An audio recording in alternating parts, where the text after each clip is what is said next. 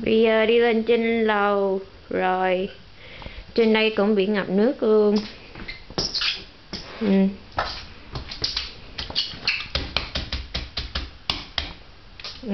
Bị ngập nước á, tuốt vô trong phòng này luôn.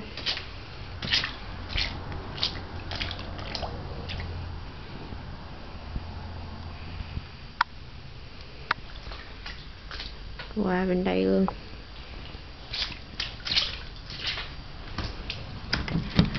Right, let's see if it's flooding in here.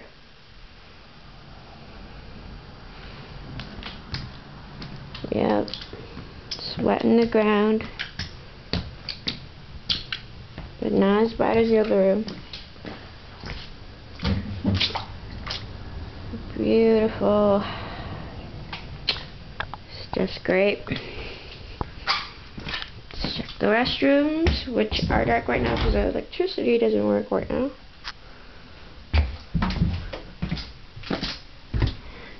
So we can't contact the owner because she doesn't have enough responsibility to pick up her phone and tell us that she doesn't live at the same place anymore.